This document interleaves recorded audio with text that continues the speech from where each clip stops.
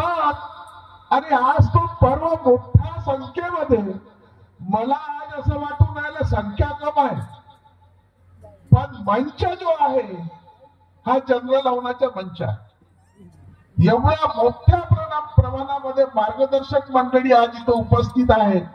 हेही कमवायला काहीतरी लागते, हे पुण्याचेच फळ आहे.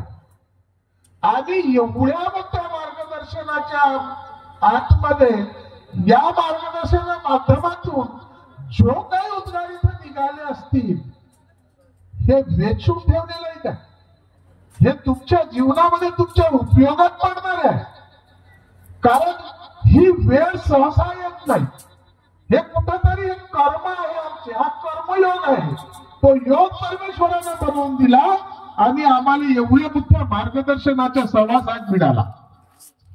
तर इथून जो भेटला आहे याच्यात काहीतरी निवडा. तांदूळ राहतात, तांदूळ खडे काढतो, तांदूळ ठेवतो, खडे फेकून देतो, खडे फेकून द्या, तांदूळ ठेवा. म्हणजे तुमच्या उपयोगाची जी वस्तू आहे ते सांभाळून ठेवा. बाबाने कृपा प्राप्त केली. आम्हाला लांगेवार साहेबांनी सांगितलं आता तिथपर्यंत जायची गरज नाही, वेळही संपली आहे. तर ते कधीतरी पाहू, नंतर शॉर्टकट मध्ये सांगतो. या कृपेला आजही आम्ही सेवक या धर्माशी जुळतो. दुःखात असतो, कोणाच्या घरी वेशन असते, कोणी दुःखाने पीडित असते, तर या धर्माशी जोडण्याचा प्रथम अगर विचार राहते ते आपल्या सेविका ताईच्या राहते. कारण तिचा स्वार्थ राहते, तिच्या माया मोह हे राहते.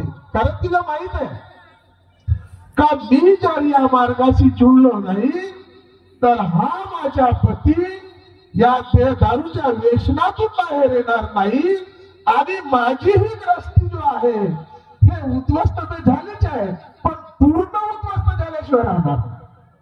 तर तिला ते स्वार्थ राहते का मी जर या मार्गाशी जुळलो तर माझी ग्रस्ती कुठेतरी जाग्यावर बसेल, ती पाटली बनीनच, हा विश्वास तिच्या मनात राहतो. कारण तिने ते यातना भोगल्या राहते. आणि त्या दुसऱ्या सेविकाकडे सेविका मार्गात येता बरोबर कशी साडी घालून राहिली 5,000ची, हा माया इच्छाही माणूस अगर सोडून दे तर मी उद्या 1000ची साडी घालू शकतो, थाटामाटात जीवन जगू शकतो. हा विचार राहते तिच्या. असाच विचार आईचाही होता. या बाबाने जो कृपा प्राप्त केली तर आईनेही त्याग कमी नाही केला. बाबाने तर त्यागमय जीवन जगलं, पण त्याला पाठिंबा आईने दिला. या धर्माशी, या कृपेशी प्राप्त करण्यामध्ये आईच्या खूप सिंहाचा वाटा राहिला. आता सांगितलं, मला वाटतं लांजवार साहेबांनी सांगितलं, 90 मध्ये बाबाने सांगून दिलं होतं का माझं आयुष्य संपलं, आता मी जास्त दिवस जगणार नाही. ते आईच्या कानात शब्द पडले, पण आईने त्याच्यावर विचार केला का नाही बाबा आताच गेले नाही पाहिजे, बाबा काहीतरी दिवस राहिले पाहिजे. कारण या दुखी कष्टी मानवाले जागवण्यासाठी आता सध्या बाबाची गरज आहे. आणि बाबाचं आयुष्य संपत आलं होतं हे खरोखर आहे. त्यावेळेस आईने विचार केला आणि परमेश्वराला विनंती केली का भगवंता माझं एवढं आयुष्य वाचलं आहे ते माझ्या पती परमेश्वराला द्या आणि त्यांना सुरक्षित ठेवा. या धर्माला सामावून नेण्यासाठी त्यांचं राहणं गरजेचं आहे. या दुखी कष्टी मानवाला जागवासाठी त्यांचं राहणं गरजेचं आहे, ते पाहिजे आहे. मी माझं आयुष्य त्यांना देतो. आणि ते आयुष्य आईनं बाबाला दिलं. ते 6 वर्ष 3 महिने आणि 2 दिवसाचं आयुष्य आईनं दिलं. तेवढे दिवस बाबा जास्त गेले या धर्माचा प्रवाह व्हायला. पण आमच्यातले काही लोक एक विचार येते मला, खूप सोचत राहतो मी कधी कधी, हा धर्म कसा? धर्म ठीक आहे, धर्माची कुठेतरी व्याख्या समजून येते, पण आज जो आहे परिस्थिती याच्यावरती कधी कधी मंथन करतो. एकटा असला का एक सेवक असले सोचत राहतो. आज मदतकर साहेब अध्यक्ष आहेत, 10 वर्ष झाले त्यांना. आता 3री ड्रॉप सामोर येणार, काय होणार परमेश्वर जाणते. त्याच्या सगळं काही घेणं देणं नाही. कोण मंचावर बसेल, कोणत्या अध्यक्षाच्या पदी येईल, कोण नाही येईल, तर त्याची परमेश्वराची गरज आहे. त्याच्या कार्याचं ज्याला तिथं पाठवायचं त्याने पाठवलं. पण मला एक हा विचार येते, आणि हे तुम्ही लक्षात घ्या, तुमच्याही साठी समजण्याची गोष्ट आहे. बाबाच्या हयातीतले लोक आजही आहेत. पुणेदार साहेब आहे, चिती अजून ते लांजेवार साहेब आहेत, अजून असतील. आणि हे लोक राहत यायच्या एक विषय मला मोकळा करायचा लांजेवार साहेबाचा, तो नंतर करतो. राजूजी मदनकर अध्यक्ष बनले, 10 वर्ष झाले. 10 वर्ष त्यांनी संचालक पद राबवलं, त्याच्यानंतर अध्यक्ष बनले. आणि अध्यक्ष बनल्याच्या नंतर जो जुन्या बाबाच्या हयातीतले लोक आहेत ते स्वतःला म्हणून घेते का मी बाबाच्या सोबत राहिलो, मी बाबाच्या सहवासात राहिलो, मी बाबाची सेवा केली, मी बाबाच्या वेळोवेळी बाबाच्या सोबत होतो, आणि त्या विचारधारेने मी सामोर आलो.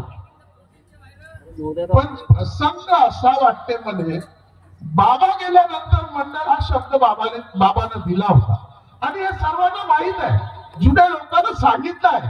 जेवढे अध्यक्ष झाले त्या सगळ्या अध्यक्षांना हीच व्याख्या सांगितली का बाबाने, याच्या अर्थ मी सांगतो कधी कधी मार्गदर्शनात बोलतो मी, तर बाबाने तो शब्द दिला. कारण बाबाला माहित होतं माझा परिवार या धर्माने घेऊन चालू शकत नाही, कारण माझ्या परिवाराच्या स्वाधीन कृपा केली तर माझा परिवार दुकानदाऱ्या अशा लावतील का कोणी भी और देव और लेके जाओ. ते बाबाच्या लक्षात आलं होतं. तो क्रम होता, ते झालं. पण मला एक असं वाटतंय, बाबा गेल्याच्या नंतरच्या काळामध्ये बाबानं तर शून्यातून विश्व तयार केलं का नाही? दुनियाने असं केलं का नाही? बाबानं शून्यातून विश्व तयार केलं. कोणासाठी केलं? सेवकासाठी. स्वतःसाठी नाही केलं, तुमच्या आमच्यासाठी केलं, तुमच्या आमच्या गरजी पाहून केलं. हा माझा सेवक, हा कास्तकार, हा कास्तकारीत मजुरी करणारा सेवक, हा दुखी कष्टी जीवन जगणारा सेवक कुठेतरी स्वावलंबी जीवन जगायला पाहिजे, याची प्रगती झाली पाहिजे. म्हणून बाबानं शून्यातून विश्व तयार करण्याचे स्वप्न पाहणं, त्याची सुरुवात केली त्या दूधडेअरीपासून.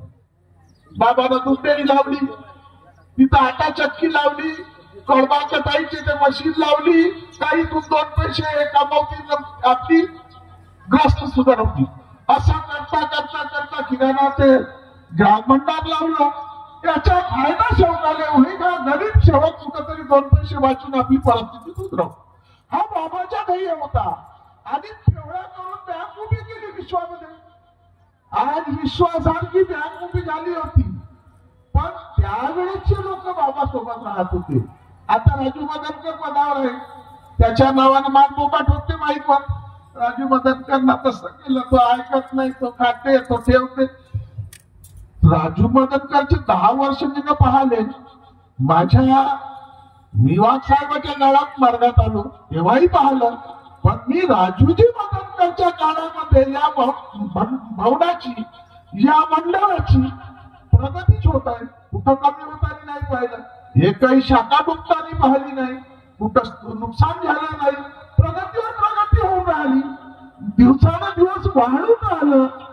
आज इथं 22 एकर जागा होती मेयर साहेबाच्या काळात, आपल्या वाघ साहेबाच्या काळात, आता ती 60 एकर झाली. म्हणजे प्रगती होऊन राहिली. आणि त्यावेळेस हे जे बाबा सोबत राहणारे लोक होते, बाबा गेल्यानंतर हे बाबाच्या काळात जो आपल्या छातीने ठोकून सांगतात तर मी बाबाच्या सोबत राहिलो, मी बाबाच्या काळ पाहिला, मी बाबाच्या सहवासात राहिलो, ते सगळं पाहिलं. तर त्यावेळेस हे जेव्हा डुबलं तर हे झोपले होते का? राजूजी मदनकर प्रगती करून आला तरी त्याच्या नावाच्या बोबा ठोकून राहिले. आणि त्यावेळेस हे त्याच्या नजरेच्या सामने डुबलं, हे डुबवल्या गेलं तेव्हा कुठे देते ते काढून डुबलं. आज तर कुटुंब नाही राहिलं, आज तर वाढून आलं.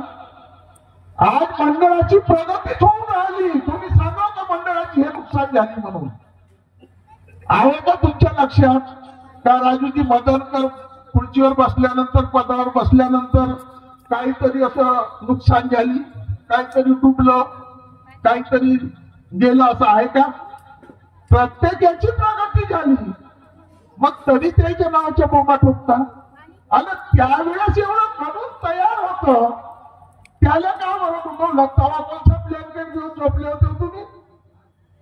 हा प्रसंग काय? आता मी लांजेवार साहेबांच्या प्रश्नाचे उत्तर देतो. आता त्यांना मार्गदर्शनात सांगितलं कोणते नियमावली बनवली,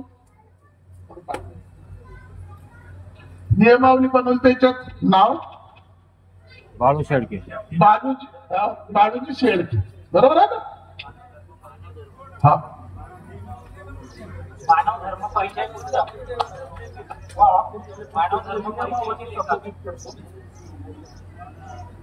मानव धर्म परिचय पुस्तक बाळूजी शेळके यांनी लिहिली, बरोबर आहे? आता त्यांनी सांगितलं 9 हवन का होते आणि त्याचं प्रत्युत्तर त्यांनी दिलं, पण ते चुकीचं असूनही लांजेवार साहेबांना चुपचाप निमुखपणे का आहे त्याचं उत्तर सांगितलं त्यांनी. का त्यावेळेच्या काळामध्ये त्यांनी ते पुस्तक लिहिली होती, ते बाबाच्या हयातीतले, बाबाच्या जवळचे होते आणि आपल्यापेक्षा श्रेष्ठ होते, मोठे होते, म्हणून मी त्यांच्या प्रश्नाचं उत्तर दिलं नाही. हेच म्हणलं ना लांजेवार साहेब, बरोबर बिलकुल. म्हणजेच हीच गाथा प्रत्येकासोबत झाली आहे. त्यांना त्यांचं वर्चस्व गाजवलं आमच्यावर, म्हणून आमच्या त्यावेळेच्या सेवक मार्गदर्शक शब्द उचलू शकला नाही, त्या गोष्टीला सामोर आणू शकला नाही. हा त्याचा फायदा त्या लोकांना उचलाय. झाला मार्गदर्शक मला शिकवते का? मी बाबाच्या हयातीतला आहे. म्हणजे आमच्या मार्गदर्शक मंडळीला दाबण्याचा प्रयत्न त्या वेळेपासून चालला होता, तो आज नाही आहे. आमच्या मदनकर साहेबांच्या हातामध्ये जेव्हापासून कार्यकाळ निपटवून आले, त्या कालावधीपासून लोकांना जोडण्याचेच कार्य झाले. मार्गदर्शकाला मोकळं ठेवलं, जो चुकत असत त्याच्यावर क्रिया झाली आणि ते झाले पाहिजे, नाही तर बदमाना करतील लोक. त्याच्यावर मग कुठं नाही कुठं आळा लागला. पण या लोकांना आमच्या मार्गदर्शक मंडळीने दाबण्याचा कार्य केला आणि यायला मी खेड्यातला माणूस मार्गदर्शक मला बनवलं. मी कमजा याची नाही ऐकी तर मला मार्गदर्शक पदावून काढून फेकून दे, मला काहीतरी त्रास देईल. या विचारधारेनं त्याच्या खोट्याला खरं मानून ते आम्ही राबवलं, चालवलं. काय म्हणता पत्रे साहेब? त्या लोकांची ऐकल्या गेली, त्यांना ते ऐकवल्या गेलं, म्हणून हे क्रिया घडली. आता त्या टायमाला हे जो घडलं, याच्यावर अगर प्रश्न उठले असते, याच्यावर अगर काही क्रिया झाली असती तर हे डुबलं नसतं. कारण ते त्याच वेळेस वाटलं असतं का सेवक जागा झालाय, हा सेवक समजू शकते. आम्हाला अनपण समजून ठेवलं. आमचे सर्व सेवक समजत होते, सर्वांना बुद्धी त्याही वेळेस होती, आजही आहे. आम्ही नाही समजत होतो अशातला भाग नाही. त्याही वेळेस आम्हाला बुद्धी होती, समजत होतं, पण दाबल्या जात होतं म्हणून साबत बोलत नव्हतं. आमच्यावर तो प्रेशर होता, पण आता प्रेशर ठेवण्याची गरज नाही. मंडळ जो आहे हे मंडळ राजूजी मदनकर नाही किंवा त्यांचे 11 लोक नाही, त्या भवनाच्या आश्रमाच्या भिंती नाही, ते 60 एकर जागाही नाही. मंडळाचे कर्णधार दुनिया, मंडळाचे कर्णधार हे आहे, हे बसले आहे का नाही? हे आहे मंडळाचे कर्णधार, त्याची सेना तुम्ही. मंडळ तुमच्या आहे, मंडळ तुम्ही. तुमच्या घराच्या पैसा तिथं त्या भवनामध्ये, त्या आश्रमामध्ये दान रूपामध्ये जाते, त्याच्याने त्या आश्रमाची, त्या भवनाची व्यवस्था होते. तुम्हाला हे मार्गदर्शक लोक सांगते का तिथं आश्रम निधी, भवन निधी तुला भरायच लागत, तुला भरणंच आहे. एका खड्ड्यानं तर 9व्या हवनापर्यंत भर. हे सवलत त्यावेळेस बाबांना कोणातरी गरीब सेवक आहे हा एक साथ नाही भरू शकणार, म्हणून हे क्रिया 9 हवनाची लावल्या गेली का तू 9 हवनापर्यंत आपला हा पैसा आश्रम निधी, भवन निधी भर. बाबानं त्याच्यावर विचार केला का कशी सुधारणा होईल. आणि त्या सुधारण्याच्या आधारावर क्रिया चालते. तर हा तुमचा पैसा आहे, हे मंडळ तुमचे आहे. मंडळाच्या पदाधिकारी हे आमच्यासाठी आम्ही नियुक्त केलंय का आमच्या धनाची जोपासना कोण करेल. आम्ही त्याच्यात निवड केली. आम्ही पाहिलं ज्यावेळेस त्या लोकांना डुबवलं तर आमच्या लक्षात आलं का याच्या हातामध्ये हा पूर्ण व्यवहार दिला, यायला डुबवत आणलं. म्हणून राजू बदलकरले समोर आणलं, त्याने बसवलं. त्यानं प्रगती करून दाखवली. म्हणून शिऱ्यांनी त्या खाणाऱ्या लोकांनी जडत चुकली. ते जो खाणारे लोक यायला जडत चुकली का हाच कसा. अरे हाच कसा नाही, तू तुझे कर्तृत्व दाखव, तू लोकांमध्ये ती आपली छवी बनव, तू त्या जागेवर आहे, काय हरकत नाही. तू बनणं त्यालाही ते छवी तर बनव आपली, ते विचार तर ठेव. तर या धर्माला आम्हाला जर पुढे न्यायचे आहे तर सर्वांना जागृत व्हायची गरज आहे. सर्वांना सामोर येण्याची गरज आहे. विचार एक करा का आमचा जो धन आहे, आमची इमेजी संपत्ती नाही, तुमच्या 10 एकर वावराचं काही घेतलेलं नाही. आम्ही ज्या धर्माच्या आधारावर उभं झालो, ज्या धर्माच्या आधारावर आमची ओळख झाली, आमचं जीवन आम्हाला परत मिळालं, हे आमचं खरं धन आहे. त्याची रक्षा, त्याची जोपासना जिथं सुरक्षितपणे होत असेल त्या माणसाकडे लक्ष द्या, त्याच्या व्यवहाराकडे लक्ष द्या. तुमच्या पैशाच्या हिशोब, तुमच्या एक रुपयाचा हिशोब तुमच्या वर्षाच्या आमसभेमध्ये सांगितल्या जाते, कुठे विचारण्याचे ते उत्तर दिले जाते. बाकीच्या जागी दुकानदाऱ्या खोलल्या, यायनं पाहिलं का इथं आता आपलं जमत नाही, यायनं आपल्या दुकानदाऱ्या उघडणं चालू केले. रे आता इथं आपलं जमणार नाही, आहे का थोडस इथं टाईट झालाय का, इथं आपल्याला खायला भेटणार नाही, इथं आपली तिजोरी भरणार नाही. म्हणून या लोकांना आपल्या तिजोऱ्या भरण्यासाठी ह्या दुकानदाऱ्या उघडल्या आहेत आणि त्या दुकानदाऱ्याचा धंदा चालला पाहिजे. म्हणून आमच्या दुःखी कष्टी लोकांना छुतिया बनवतात, वर्गलोक आहे. तर तुम्ही सावध राहा. मंडळ हे सर्व आहे. मंडळ हे कधी कुठं या मंडळाला कोणी धक्का लावू शकणार नाही. अध्यक्ष येतील न जातील, पण नजर तुमची तेच पाहिजे का या मंडळाची कारकिर्दी याच्या हातात दिली तर हे कशी राहिली आणि ह्या नवीन माणूसाला तर कसा करून राहिला, हे लक्ष देण्याची गरज तुमची आहे. कारण तुम्ही मंडळा तुमची संपत्ती आहे. ते कोण्या अध्यक्षाची नाही, कोण्या उपाध्यक्षाची नाही, सचिवाची नाही, कोणाची नाही. हे संपत्ती तुमची आहे. तुमच्या संपत्तीची जोपासना अगर सही तरीक्यानं होत असेल, परिपूर्ण होत असेल, तर तुम्ही त्याला वाढवा, समोर मदत करा, त्याच्या सोबत राहा, त्याला हिंमत द्या आणि त्या प्रक्रियेला समोर वाढवा. आज वेळ भरपूर झाली, माझी वेळ आता बोलण्याची राहिली, माझी तब्येतही बरोबर नाही आहे. म्हणून मी आजच्या प्रसंगी एवढेच बोलण्याची इच्छा, एवढंच बोलतो. आणि एकच सांगू इच्छितो, सांगते शेवटी ज्या कृपेची आम्ही सेवा करतो ते साधारण कृपा नाही आहे, बाबानं परिश्रमानं मिळवलेली कृपा आहे. त्या कृपेची प्रत्येकाची अशी जबाबदारी आहे. आमची ओळख, आमचं चारित्र्य, आमची मान सन्मान या धर्माच्या आधारावर वाढला आहे. नाही तर आम्ही कचऱ्यातच होतो. अगर या धर्माशी आम्ही जुळलो नसतो तर आज जो मान सन्मान तुमच्या आमच्या आहे हा परत आम्हाला मिळाला नसता. याले गमवा नको, याले टिकवून ठेवा.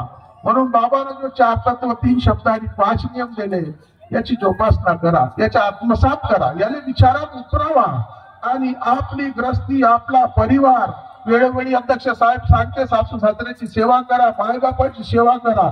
तुम्ही लाखो देव जगातले पुजून टाका, काही होणार नाही. मायबापाची सेवा जिथं होईल त्याच्या आत्म्यातून निघणारी जो दुआ आहे, जो पुण्य कर्माची आहे, त्याच्या आत्म्यातून तुमचे कर्म बदलतील, ते तुमच्या कर्माला तुम्हाला सपोर्ट करतील.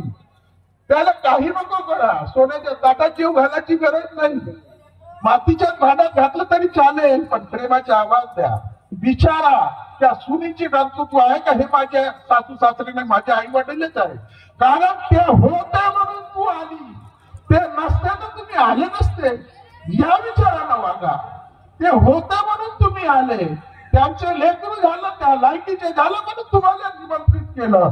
आणि तुम्ही दुसऱ्या घरून तिसऱ्या घरी जाता तर त्या घराची मर्यादा वाढली पाहिजे. या विचारानं वागण्याची गरज आहे. हा धर्म शिकवते. याच विचारांना वागायची गरज आहे. बाबांना दिलेले 4 तत्व, 3 शब्द, 5 नियमाचं तुम्ही तुमच्या जीवनात पालन करण्याचा प्रयत्न करा. मी माझ्या जीवनात पालन करण्याचा प्रयत्न करीन. एवढं बोलून मी माझे 2 शब्द संपवतो. माझ्या बोलण्या चालण्यात कुठं काही चुका झाल्या असतील त्या चुकीची मी प्रत्येक इथं उपस्थित मार्गदर्शक भगवान बाबा हनुमानजी, मानताजी बाबा, जुमदेजी आई, वाराणसी उपस्थित सर्व मार्गदर्शक मंडळी, सेवक सेविका, बाळगोपाळ सर्वांना क्षमा मागतो आणि मी माझे 2 शब्द इथंच संपवतो. सर्वांना माझा नमस्कार.